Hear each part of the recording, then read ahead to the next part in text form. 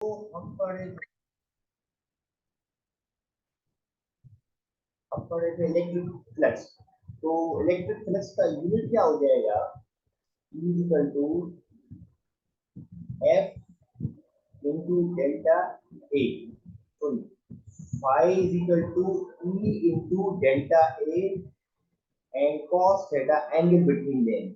याद रखें ये भी वेक्टर क्वांटिटी है, एरिया भी वेक्टर क्वांटिटी है और फ्लक्स इज स्केलर क्वांटिटी, इसलिए हम यहाँ पर डॉट प्रोडक्ट यूज करते हैं।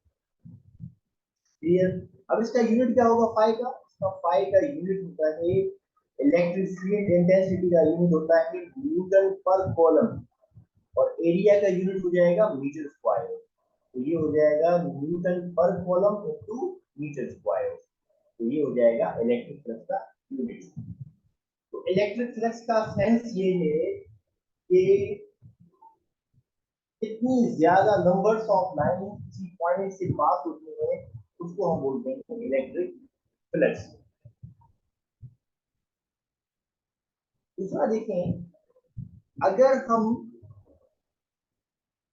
कोई क्लोज सरफेस उठा रहे हैं, electric flux through a close surface, electric flux through a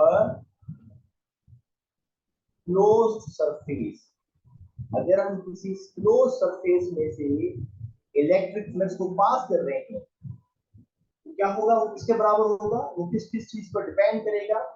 तो याद रखें, इसको सॉल्व करने की कोई जरूरत नहीं, आप ट्रिक नोट कर लें कि याद रखें जब भी सपोज हमारे पास ये एक स्फेरिकल बॉडी है और उसके सेंटर पर हमने कोई चार्ज रखी है, मतलब पॉजिटिव रखी है या नेगेटिव रखी है। अब हम जानते हैं पॉजिटिव चार्ज मतलब lines of electric force are passing away from the field, इस तरह से ये। अब सवाल ये है कि ये पॉजिटिव चार्ज की वजह से जो फ्लक्स है इस क्लोज सरफेस में से वो कैसे मालूम कर पाएंगे। तो याद रखिए उसका फार्मूला होता है कि क्लोज सरफेस में से जो फ्लक्स पास होती है वो सिर्फ दो चीजों पर डिपेंड करती है, एक खुद चार्ज पर डिपेंड करती है and divided by epsilon, divided by epsilon, या इसको हम इस तरह भी लिख सकते हैं charge multiply by 1 upon epsilon times the total charge. तो यहाँ देखिए क्या समझ आ रहा है कि जितनी फ्लक्स पास हो रही है ना वो स्फीयर के साइज पर डिपेंड कर रही है, ना स्फीयर के रेडियस पर डिपेंड कर रही है, ना स्फीयर की किसी और प्रॉपर्टी पर डिपेंड कर रही है, वो सिर्फ डिपेंड कर रही है दो चीजों पर, एक खुद चार्ज पर डिपेंड कर रही है, आपने पॉजिटिव चार्ज रखी है या नेगेटिव, और दूसरा स्फीयर के अंदर मौजूद एप्सिलॉन नॉट। एप्सिलॉन अभी लास्ट टाइम आपको बताया, ये बताता है फ्री स्पेस के बारे में। तो डिपेंड करती है दो चीजों पर, क्यू अपॉन पी नॉट। तो इस तरह से हम क्या लिखेंगे, हम लिखेंगे कि जो इलेक्ट्रिक फ्लक्स पास होती है वो डिपेंड करती है किस चीजों पर। सबसे हम लिखेंगे electric flux due to, electric flux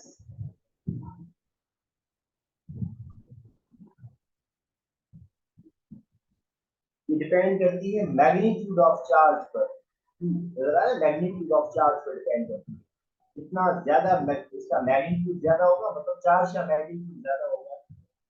enclose in the surface, इसको इनक्लोज किया गया एक सरफेस के अंदर, इनक्लोज इन सरफेस, और वो कोशिश करेंगे वो सरफेस स्फीयर होना चाहिए।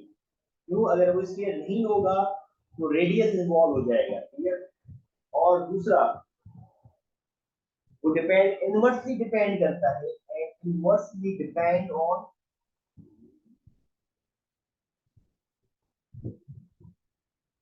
Inversely depend on E naught, मतलब permittivity of free space, permittivity of, permittivity of free space. ये दो चीजों पर डिपेंड, और इंडिपेंडेंट होती है सरफेस पर, and independent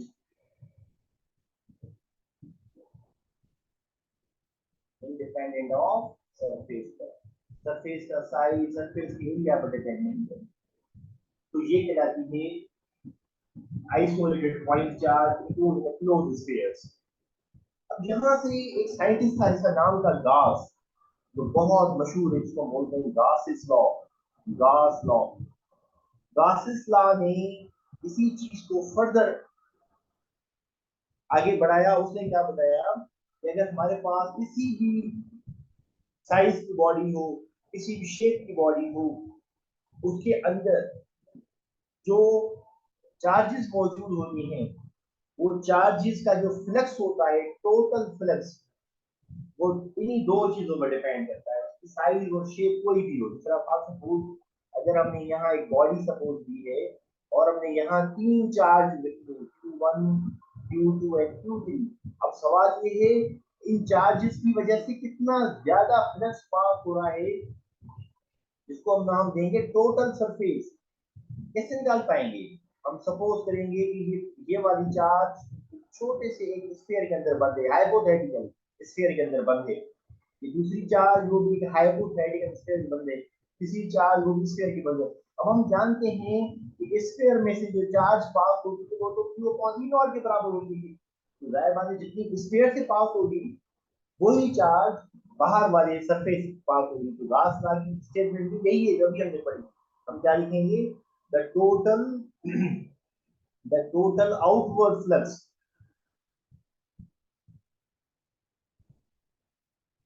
the total outward flux over any closed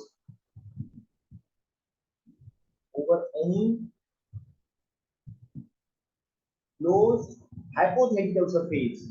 कोई भी हम सरफेस दिखा रहे हैं समझने के लिए, hypothetical surface, hypothetical surface is equal to the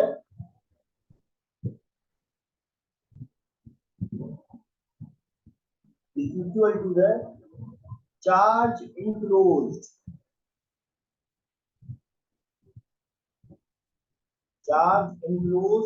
divided by E naught irrespective of the weight, irrespective of the weight,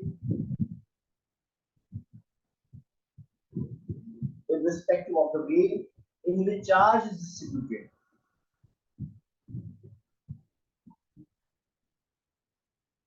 Charge is distributed, हमने चार्ज को किस तरह डिस्ट्रीब्यूट किया है ये इस पर डिपेंड नहीं करेगा, बल्कि इस पर डिपेंड करेगा कि टोटल आउटवर्ड फ्लक्स जो बाहर निकलेगी वो डिपेंड करेगी सिर्फ इन सब के आउटवर्ड। तो फाइनली जो रिजल्ट आएगा गास लॉ इन इलेक्ट्रोस्टैटिक्स, गास लॉ मैग्नेटिज्म और होता है, गास लॉ इलेक्ट्रोस्टैटिक्स। तो हम लिखेंगे 1/E0 into total charges include, total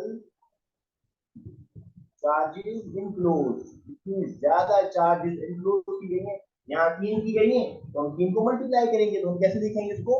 हम इसको इस तरह लिख सकते हैं जैसे लास्ट टाइम लिखा, the total flux summation of total flux लिखें 1/E0 इनटू Q। तो Q बराबर हो जाएगा Q1 plus Q2 plus Q3 के। इस तरह से टोटल चार्जेस पर डिपेंड करेगी, ये डिपेंड करेगी जाकर 1 टाइम एप्सिलॉन नॉट पर डिपेंड करेगी, और इस पर डिपेंड नहीं करेगी कि इसका कौन सा साइज है, शेप है, और उसको किस तरह से डिवाइड किया गया है, डिस्ट्रीब्यूट किया गया है, कभी इस पर डिपेंड नहीं करेगी। क्लियर? इसकी गास लॉ की 2 एप्लीकेशन होती है जो बहुत इंपॉर्टेंट मानी जाती है। वो हमें सिर्फ इसका आइडिया समझना है कि अगर हम एक छोटी सी एप्लीकेशन आती है, वो देखें, वो एप्लीकेशन ये बताती है field inside the uniform, field inside the uniform spherical charge,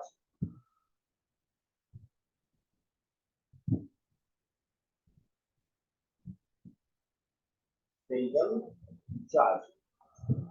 कितनी फील्ड होगी यूनिफॉर्म स्फेरिकल चार्ज के अंदर। तो फॉर सपोज अगर हमारे पास ये एक स्फीयर है और इस पर हमने चार्जेस को डिस्ट्रीब्यूट कर दिया है, चार्जेस को uniformly, positive charge, positive charge, positive charge.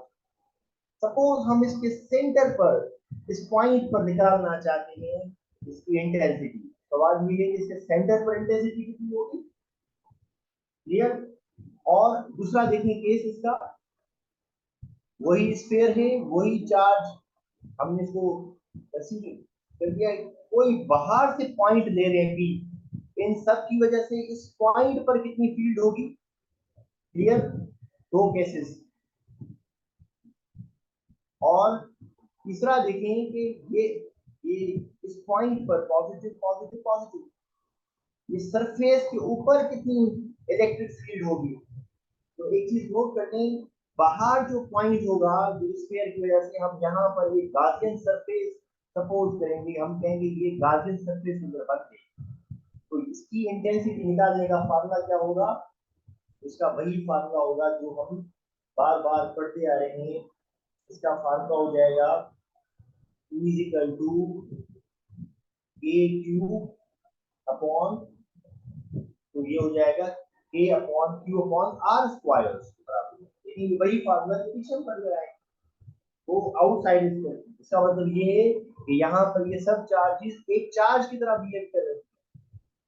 दूसरा, अगर हम ऑन द स्फीयर पर चार्ज निकालना चाहते हैं, on the point of the sphere, तो याद रखें यहाँ एक नई चीज इन्वॉल्व हो जाएगी जिसको हम यहाँ नाम देते हैं सरफेस चार्ज डेंसिटी, जिसको नाम देते हैं सिग्मा।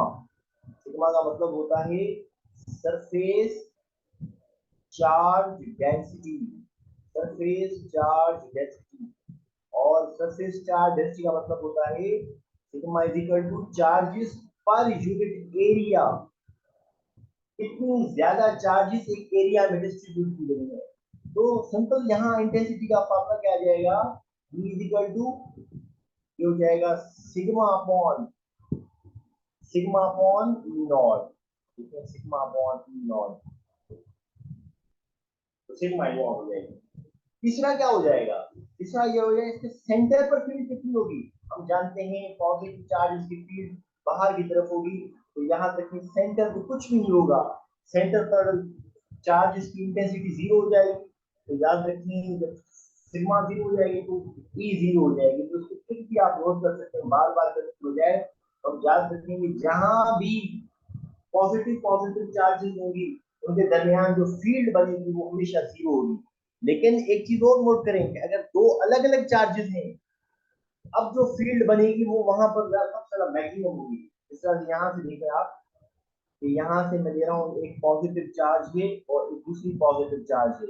हम जानते हैं ये लाइंस यहाँ से निकल कर ऐसे ये इसकी फोर्स की वजह से डिस्ट्रीब्यूट हो जाती है, इस तरह से, इस तरह से डिस्ट्रीब्यूट हो जाती है। अब सवाल ये कि इस पॉइंट पर कितनी इलेक्ट्रिक फील्ड इंटेंसिटी है। नोट कर लें इलेक्ट्रिक फील्ड इंटेंसिटी यहाँ पर जीरो होगी। उसके मुकाबले में अगर एक पॉजिटिव होता और एक नेगेटिव होता, तो याद रखें लाइंस पॉजिटिव से नेगेटिव पर की तरफ जाती हैं, पॉजिटिव टू नेगेटिव, और इस पॉइंट पर सबसे ज्यादा इलेक्ट्रिक फील्ड होगी, सबसे ज्यादा इलेक्ट्रिक फील्ड होगी। इस तरह से ये इलेक्ट्रिक फील्ड इंटेंसिटी का फार्मूला है। दूसरा, इसकी दूसरी एप्लीकेशन क्या कहलाती है, देखें दूसरी एप्लीकेशन ये कहलाती है कि अगर हमारे पास एक इनफाइनाइट शीट ऑफ चार्ज है, इनफाइनाइट शीट ऑफ चार्ज है, और उस पर हमने लातादाद पॉजिटिव या नेगेटिव, एक एक होगा, दो दो नहीं होगी, अगर पॉजिटिव नेगेटिव करेंगे तो वो क्या हो जाएंगी, वो एक दूसरे को कैंसिल आउट कर देंगी। तो सवाल ये है कि इनफाइनाइट शीट ऑफ चार्ज की वजह से इलेक्ट्रिक फील्ड इंटेंसिटी यहाँ पर कितनी होगी, इसको आप नोट कर लेंगे, ये बराबर हो जाएगी E इक्वल टू, भले इस पॉइंट पर लें या इस पॉइंट पर लें, E इक्वल टू ये हो जाएगा E equal to sigma, sigma जो है मैंने आपको 2 into एप्सिलॉन नॉट। तो यहाँ पर हम डायरेक्शन लगाएंगे यूनिट वेक्टर, अगर ये पॉजिटिव है या नेगेटिव है, वेक्टर फॉर्म इस तरह से। तीसरा इसका हो जाएगा कि अगर दो शीट्स हैं, तीसरी एप्लीकेशन, अगर हमारे पास दो शीट्स हैं, एक पॉजिटिव पॉजिटिव पूरी शीट है और इसके बहुत नजदीक एक नेगेटिव नेगेटिव शीट है, नेगेटिव नेगेटिव, सवाल ये है कि इन दोनों के दरमियान इस पॉइंट पर कितनी ज्यादा इलेक्ट्रिक फील्ड होगी। तो नोट कर लें, अभी मैंने आपको बताया कि इलेक्ट्रिक फील्ड इंटेंसिटी किस पॉइंट पर होगी, sigma upon V naught, sigma upon V naught. तो पीछे पड़ा था वही है जो पॉइंट पर होगा, तो ये हो जाएगा सिग्मा। अगर पॉजिटिव होगी तो ये पॉजिटिव की तरफ रखेंगे और नेगेटिव को नेगेटिव की तरफ रखेंगे, तो ये हो जाएगा sigma upon E not. Clear? इसमें कोई सवाल है तो भले पूछे, फिर आगे इंशाल्लाह बढ़ते हैं।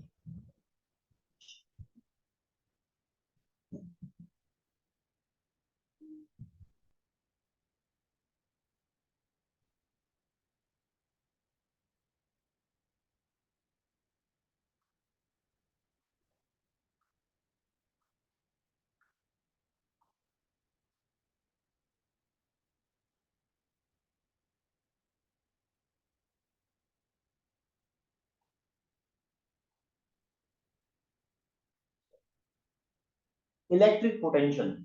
अब इलेक्ट्रिक पोटेंशियल हमें क्या टॉपिक सेंस देता है, ये टॉपिक तीन चार टॉपिक की बेसिस बन जाएगा। इलेक्ट्रिक पोटेंशियल हमें ये बताता है कि किसी यूनिट चार्ज बॉडी को, देखिए यहाँ से छोटी सी चार्ज पड़ी है, अब जाहिर बात है ये इसको यहाँ रिपेल कर रही है, लेकिन अगर हम इस चार्ज बॉडी को opposite to the direction of electric field, इसकी फील्ड डायरेक्शन कहाँ है, इस तरफ, अगर हम इसको अपोजिट की तरफ मूव करवाएंगे तो इसको हम बोलते हैं इलेक्ट्रिक पोटेंशियल। तो अब हमें बाहर से मूव करवाने के लिए कुछ एनर्जी रिक्वायर्ड होगी, उस एनर्जी को हम नाम देते हैं इलेक्ट्रिक पोटेंशियल। तो डेफिनेशन क्या हो जाएगी कि हमें कितना ज्यादा काम करना पड़ेगा, the work done required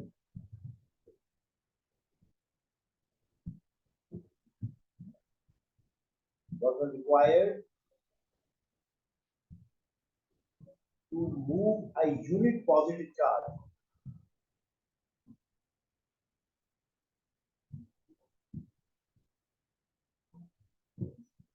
unit positive charge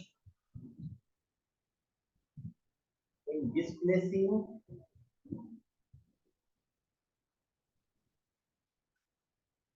it against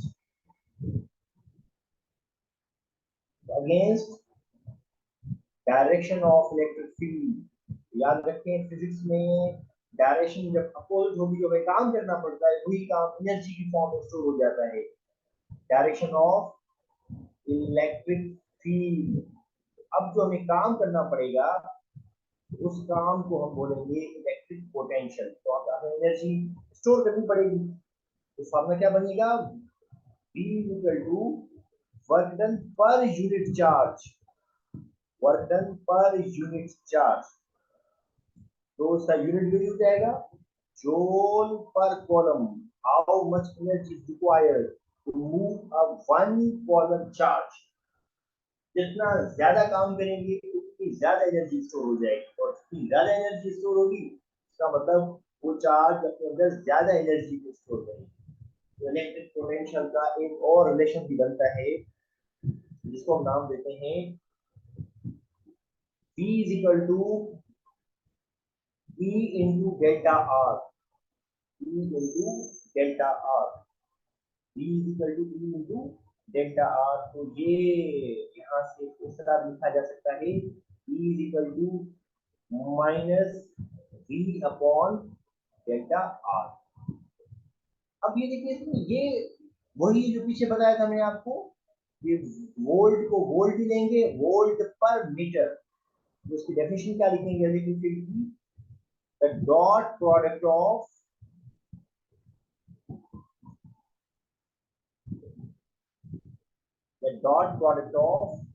electric field intensity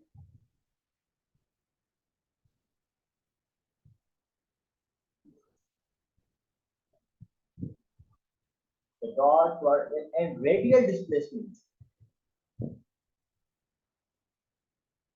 radial displacement का मतलब है एक जितना ज्यादा हम चार्ज तरफ जा रहे हैं, रेडियल डिस्प्लेसमेंट,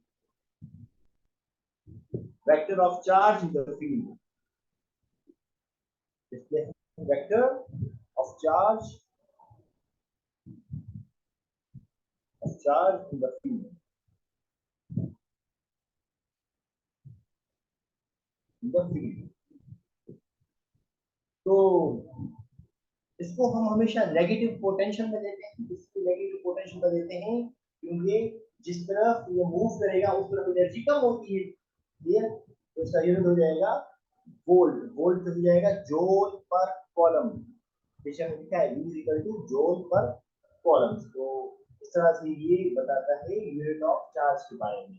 तो यहाँ से डेफिनेशन बनती है, डेफिनेशन ऑफ वोल्ट, जिसको हम वोल्टेज बोलते हैं, वोल्ट, V से लिखा जाएगा voltage, volt. If one coulomb charge, if one column charge, अब वन कॉलम चार्ज में कितनी चार्ज होती है ऐसी हो जाएगी, वन कॉलम में आती है 6.25 into 10 to power 18 इलेक्ट्रॉन्स या प्रोटॉन्स, इतनी ज्यादा क्वांटिटी होती है 10 to power 18। अगर हम वन कॉलम चार्ज को is displacing against, is displacing against, ठीक है, अगेंस्ट का मतलब ये हमें काम करना पड़ेगा, against the field, against the field by doing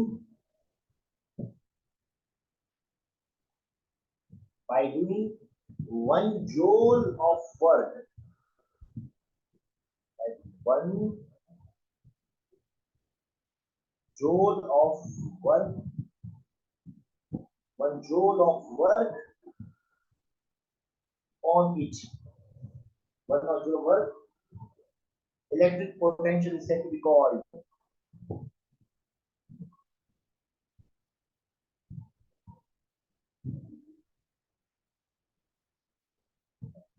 called 1 volt,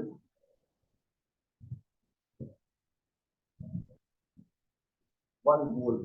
तो 1 volt का मतलब ये है कि 1 joule पर column against direction of field, जितना ज्यादा हम काम करेंगे उतनी ज्यादा एनर्जी स्टोर होगी, और जितनी ज्यादा एनर्जी स्टोर होगी जैसे जब बोलते हैं 220 वोल्ट, मतलब अगर हम 220 जूल का वर्क करके एक वन कॉलम चार्ज को मूव करवाते हैं तो उसको बोलते हैं 220 volt, 220 volt.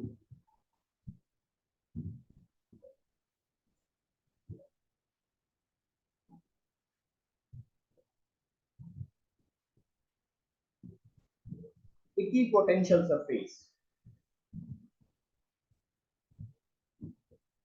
Equipotential surface,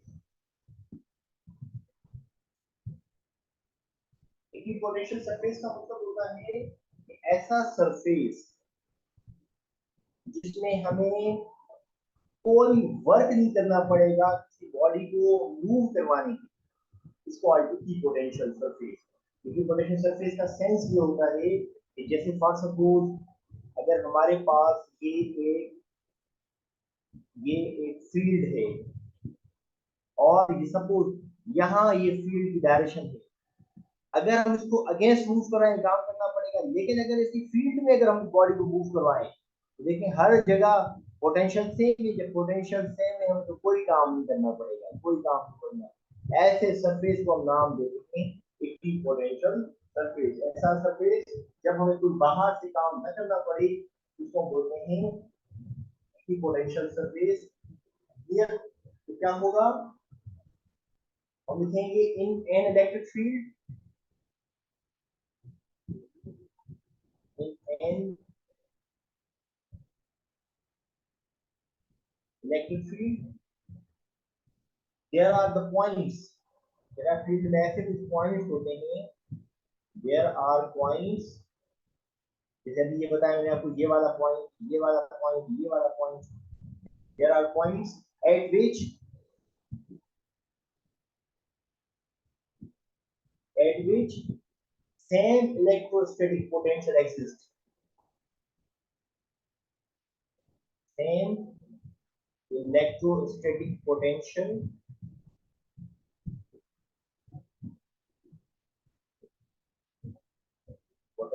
exists. Same potential होगा. A surface to such point is known as, इसको हम बोलते हैं equipotential surface. On such a surface,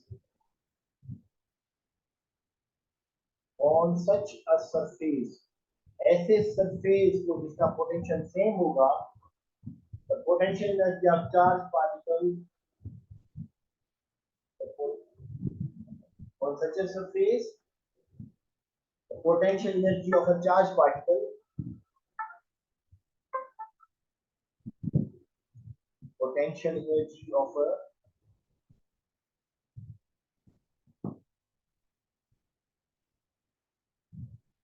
potential energy of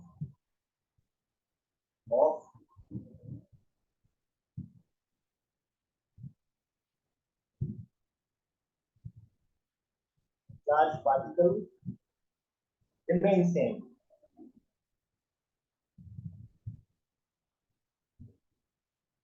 Remains same with all points. With all points. सब point तो क्या same हुआ मतलब? So charge can move. So charge can move.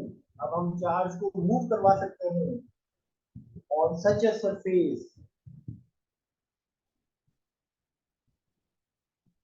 On such a surface without doing any work.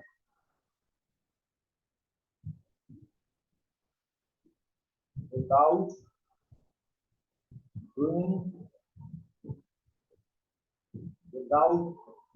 doing any work against electric field. Against field. ऐसे field को हम नाम देते हैं इक्विपोटेंशियल सरफेस. इक्विपोटेंशियल सरफेस ऐसे सरफेस को बोला जाता है जिसमें हमें बाहर से कोई काम नहीं करना पड़ेगा. तो हमें काम नहीं करना पड़ेगा. क्यों करना पड़ेगा? इसलिए करना पड़ेगा कि बिकॉज उन तमाम पॉइंट्स पर पोटेंशियल की वैल्यू सेम होती है. क्लियर? इसलिए हमें बाहर से कोई काम नहीं करना पड़ेगा. तो कोई काम नहीं करना पड़ेगा. इक्विपोटेंशियल मतलब जिसका पोटेंशियल सेम है. Clear? Electron volt. Electron volt is a unit of energy in electrons. Electron volt जिसको हम लिखते हैं EV की फॉर्म में. ये वही डेफिनेशन नीचे पढ़ा था. तो an electron volt is the amount of energy. An electron volt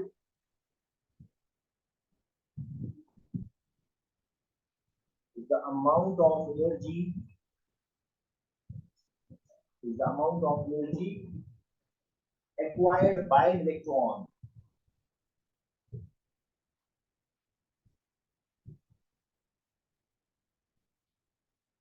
Acquired by an electron. एक इलेक्ट्रॉन की जो एनर्जी चाहिए, which falls through a potential difference.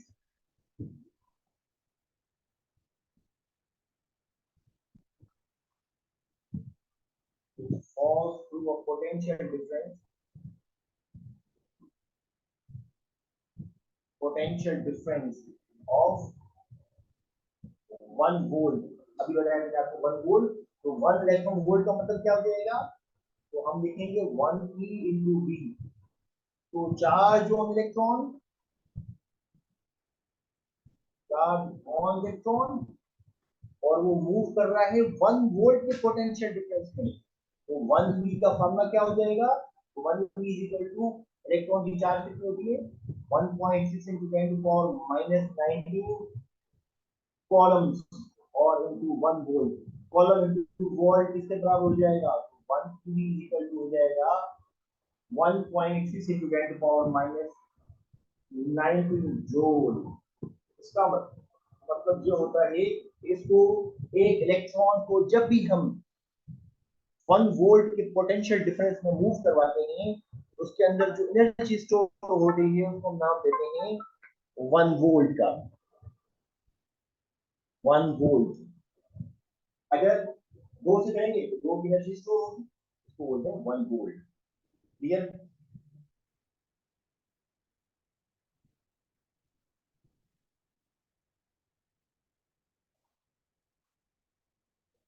Capacitor, capacitor को ओल्ड फिजिक्स में कंडेंसर का नाम भी दिया जाता था, कंडेंसर। तो capacitor and condenser are approximately same in old language.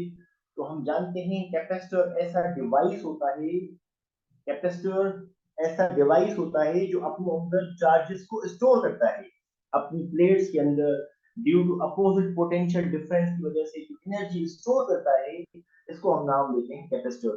तो कैपेसिटर लफ्ज आया कैपेसिटी से, मतलब टू स्टोर या hold the charges in its area, in its place, is called capacitor. And capacitor is a very important device in electronics, in field of physics, very important. Capacitor के बगैर कोई भी circuit ना complete होता है ना बनता है। जो ट्रांजिस्टर, कैपेसिटर और इंडक्टर डिवाइसेस ऐसे होते हैं जो इलेक्ट्रॉनिक्स की बेस्ट मानी जाती है। तो कैपेसिटर क्या हो जाएगा definition? A device, a device used for storing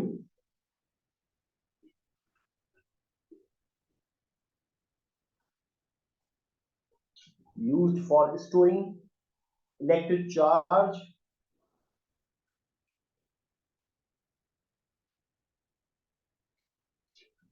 electric charge is called capacitor,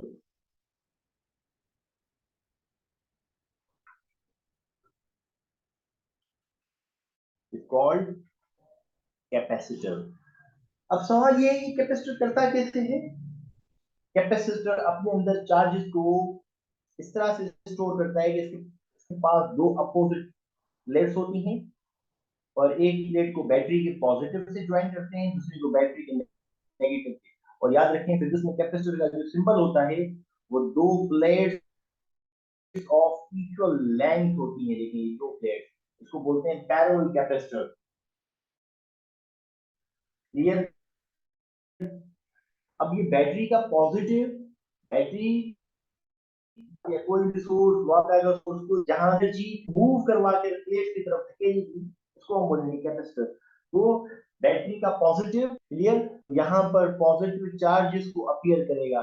इसका मतलब ये है कि यहाँ से इलेक्ट्रॉन या 10 इलेक्ट्रॉन खींचे, और ये 10 इलेक्ट्रॉन जब बैटरी यहाँ भेजेगी तो देखिए इक्वल चार्जेस।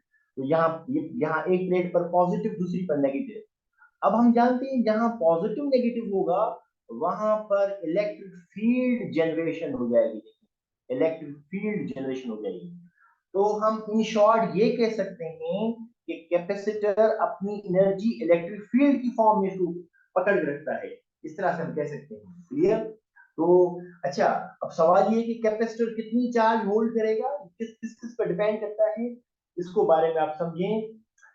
जो कैपेसिटर होता है, इसका जो पोटेंशियल डिफरेंस होता है ये डिपेंड करता है charges stored in a capacitor is directly proportional to the potential provided at the ends of the capacitor. जितना ज्यादा हम पावरफुल बैटरी लगाएंगे वो ज्यादा चार्जेस को स्टोर कर देगी। क्लियर? तो Q को हम हटाएंगे तो यहाँ आ जाएगा Q equal to C into V। तो अगर हम C चाहिए, what does mean by C, तो ये हो जाएगा Q बाय V। तो Q बाय V का मतलब है चार्जेस स्टोर्ड बाय कैपेसिटर। जितनी ज्यादा चार्जेस उतनी ज्यादा कैपेसिटेंस। लेकिन हम पोटेंशियल को बढ़ने नहीं देंगे। अगर पोटेंशियल बढ़ेगा तो ये चार्जेस को फर्दर फ्लो से रोक देगा। जब ये फर्दर फ्लो से रुकेगा तो चार्ज स्टोर नहीं हो पाएंगे। तो हम कोशिश करते हैं कि चार्ज ज्यादा स्टोर हो, वोल्टेज कम हो। क्लियर? तो ये बन जाता है। तो ये formula C is called capacitance of the capacitor, capacitance of capacitor, किसी कैपेसिटर की जो कैपेसिटेंस होती है उसको हम नाम देते हैं कैपेसिटेंस ऑफ द कैपेसिटर का।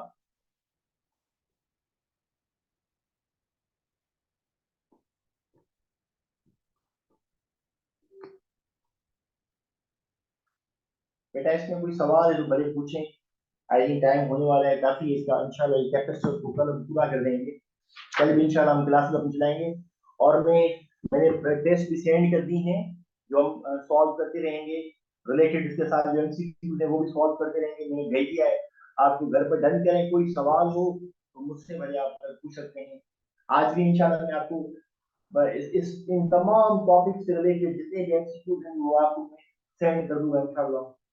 उसमें कोई आपको कोई सवाल, कोई कंफ्यूजन, इंशाल्लाह कल उसको डिस्कस करते हैं। अब इंशाल्लाह कल भी हम अपनी क्लास को कंटिन्यू करेंगे, ये टाइम बहुत थोड़ा है। ठीक है सर, ठीक है, thank you sir. Thank you.